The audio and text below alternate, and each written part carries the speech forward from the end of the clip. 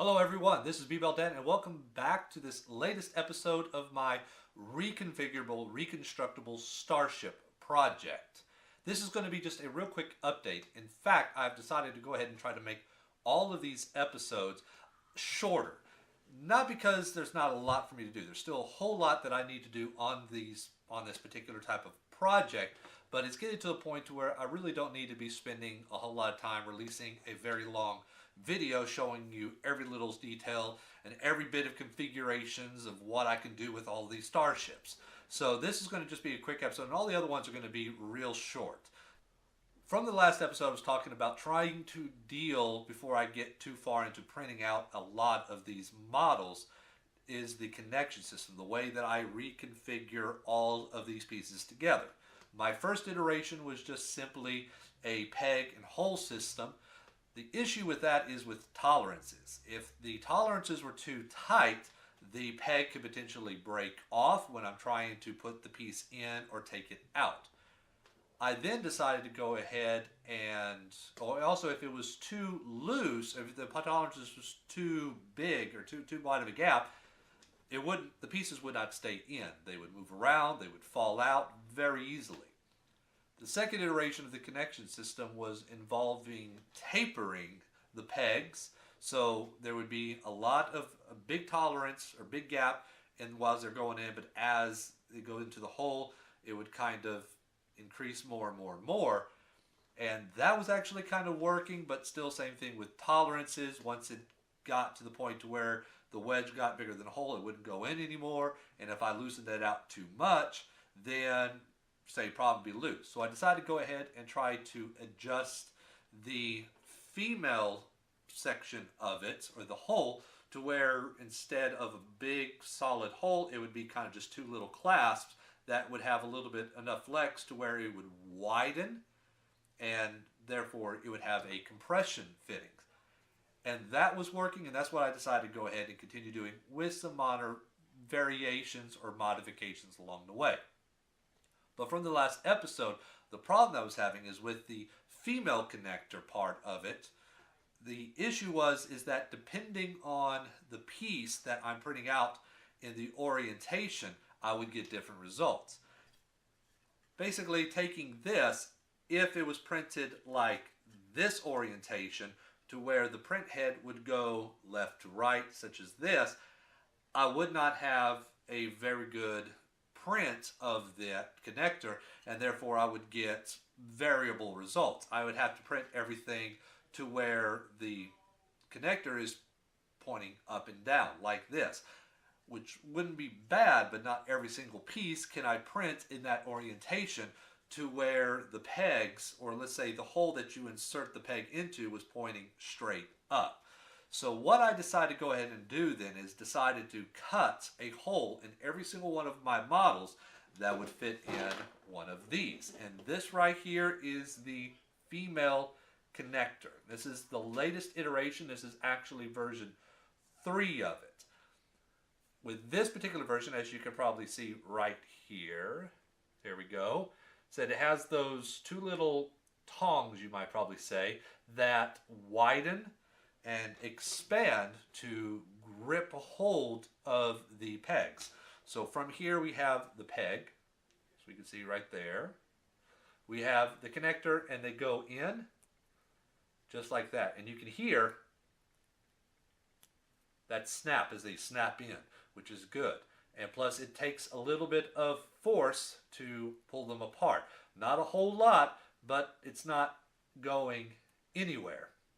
So from designing this, I went through the whole Enterprise model, or most of the Enterprise model, and redesigned it to where now there are channels or holes, let me show you here, in each of the pieces that I can take this piece and fit it in.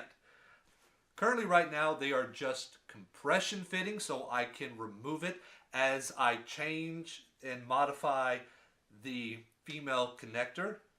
So, but once I get it to where I set to where I want it to be, I can go ahead and maybe glue it in. But I'm thinking about not doing that, because it'd be nice that if those pegs broke off, I could just pull this piece out, print out a new piece, and put it right back in to replace it. So I might keep it like that. But the tolerances between this receiving little area here and this connector is just right, because it's a square peg fitting into a square hole. It's just right to where you can get in with a little bit of force. Now, if you take this piece out, you destroy it, but you don't destroy this piece, which is important. If I'm removing this piece, it's because either it doesn't work or it's broken. So it's okay if I destroy it. So after going through and completely remodeling at least the Enterprise model with all of these new connections, I've gotten this. I still need to print out this piece. I forgot to print that out. And pretty much most of the connections in here are now using this new connection. And it's a lot more solid. This one may fall out because one of those pegs broken. I'll show you that in a minute. But as far as the rest of the ship, it said the hold that this connection is making on it is pretty good to where I can hold it just by the nacelle, and that connection is staying solid. So I can play around with this, move it around, and everything's going to hold, you know, fairly strong and fairly well. So I'm definitely getting closer. However, though, it's still not perfect because of the way that this is printing out. The lines are going this direction horizontally along the horizon. Anything that's going to break is going to break along those print lines. And we get that occasionally with one of those little tongs. If you can see right inside there, one of the tongs broke off. So the only thing keeping this on is just one of those tongs. But even then, it keeps it on fairly well. But that's what I was saying earlier, that now that that piece broken, I could just go ahead, use some pliers, pop it out, print out another new one of these, and put it in and continue playing along with it. So it's working just great. Now, not every single connection I want to go ahead and try to use this type of connector on it, such as like with the connection of the neck to the primary hull or the saucer section. The saucer section is not tall enough to accept one of these. I could probably make this, yeah, see, it's just barely, I don't know if y'all can see that, but it's just barely, this is just a hair bit taller. Just a hair bit taller than this saucer section. So I can make the saucer section taller to probably fit one of these, but as I've not been having much problem with my design so far, at least as far as what connects this to the neck, the saucer section to the neck. I'm also not going to use this connector for the bottom saucer dome, sensor dome, and the bridge. And same reason about why I'm not doing this. I'm not doing it with this way here for this piece right here, just because of the angle that it is. So those are still going to be pegged. This connection here is still going to be, it's going to be just one large peg, because that seems to be holding out nicely. Even though that this iteration of the connector seem to be working, they're still not perfect. I might still need to try to modify with some of the tolerances and change a couple of other little parameters on it, some distances and things such as that. But I'm also going to go ahead and try printing it out, or at least with the female part of it, with the female connector, in ABS plastic. ABS plastic, if you don't know, is also the same type of plastic that they mold Legos out of. So it might be a bit of a stronger hold to where we might have less breakage, and also we might be able to, the plastic won't warp or bend or fatigue over time just as fast as it would on PLA. So I'm going to try a couple of different things. Once again, another reason about why I designed it to where I could pull these out, so I can print these out as I make iterations of it and change it up. Now, between the last episode and now, just simply redesigning, reprinting just the base Enterprise isn't the only thing that I've been doing. I have also been making some other modifications and other new connection styles so we can get a whole different look of starships. Let me go ahead and show you one and see how quick can you spot what is different about it. Looks just like the Enterprise, but what do you see different about it? Aha, yeah. See, it has underslung style nacelles. So I went ahead and instead of being mounted up top, they actually kind of come from the bottom. It actually brings the nacelles down underneath the saucer section, and it just that little bit of a change actually gives it an interesting look. It doesn't change much the top and the bottom views of the ship here, but from a side standpoint and definitely a forward standpoint, it really kind of changes that look just enough. Actually, I almost have to say I kind of like this design better than I do the original Enterprise. That's blasphemous, isn't it? But that's kind of the way that I'm thinking. So with this, now I can take all those other additions as long as it involves using the secondary engineering or the secondary hull and create new designs. Just right off the bat, I could take this piece off and just flip it upside down like so. Let me make sure that I have it on, and there we go. We got a different kind of an underslung nacelle type look as well, reminiscent to one I've already done before, but the nacelles are closer. But I can also go ahead and remove just this section here. Okay. I can go ahead and take this piece off, keeping this section right here, and put additional pieces onto it. I can have it to where instead of the nacelles floating up or down, they can come straight out. They can come more from the bottom. I can even have it to where there is a V or an X type motion to where there's two more nacelles that come, or two more pylons that come down into the nacelles. I can change just this piece up and attach it to this piece right here to get different designs. So it's actually allowing me a lot more freedom to come up with individual pieces that I can use. The nacelle fell off. He lost the nacelle. I guess if it goes to warp, it's only going to go around in circles.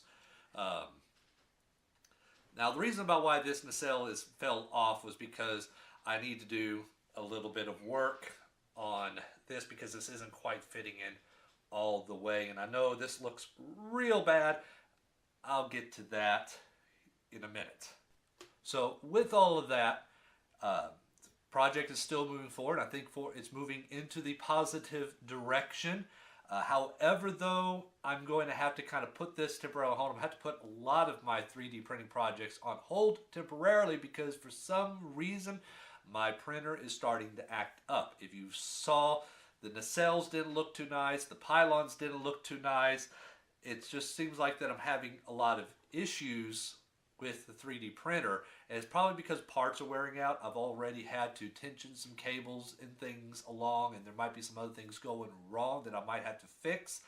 But as the prints started progressing, they started getting worse, and it eventually got to a point to where I don't know if y'all can see it from there, folks. Let me put it in front of my face. Maybe it'll focus like that, maybe, I don't know. But the pieces were starting to, they weren't adhering. The layers were not adhering. In fact, there were gaps in between the layers. And looking inside, the infill is not quite 100% complete, making for very weak and very brittle. I mean, this here, I could probably just, yeah. So I got to try to figure this out. So I'm going to have to troubleshoot all this, maybe replace a couple of pieces before I can continue printing because the prints are getting worse and worse and worse.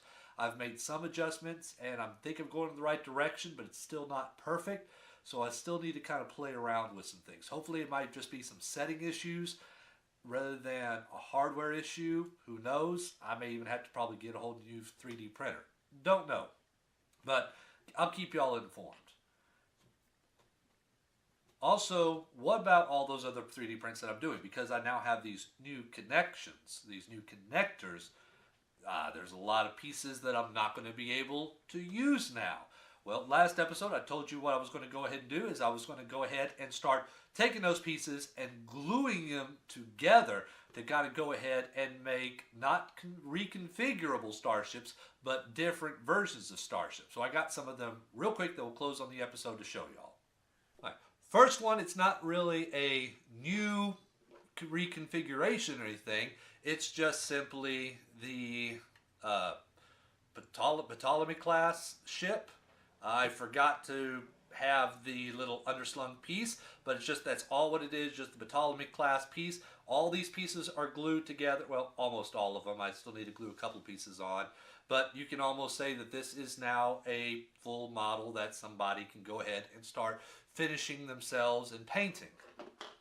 I also went ahead and got this Kelvin-esque version of a starship right here, utilizing, you know, old obsolete pieces of the Dreadnought class starship, putting that together. So we got that right there. This could potentially work to where I could put the bridge up there and it could be more of the actual Kelvin, because I got kind of the Dreadnought sensor dome at the top. I don't have anything here, so if I have a spare bridge, I could just put that on top and we can have more of a Kelvin class, except for the, I think that piece is glued. Oh, no. There we go. Ah, see, it is somewhat reconfigurable. So now it's more of the Kelvin class. And last but not least, it is still in the Enterprise configuration, but if you remember, I've printed some pieces that are very reminiscent of the movie class. So this is kind of a movie class.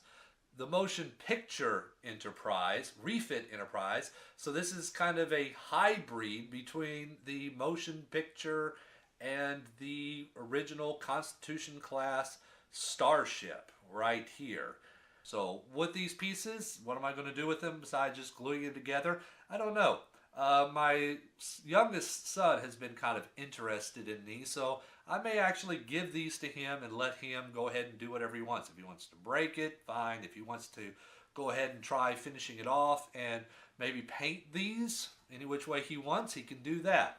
I don't know. I'm going to think about what I want to probably do with these, but I just figured I didn't want to just throw these away, so let me glue them together, and now you can say I kind of have a small fleet of starships.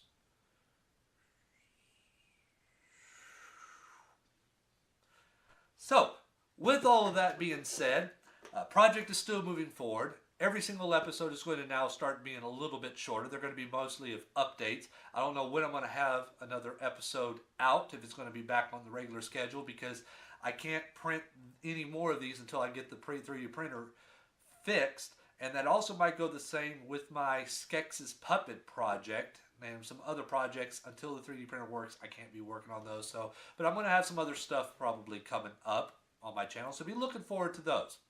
But until that next episode, I just want to say my name is B-Bell Dan. Thank you for watching, and I will see you next time.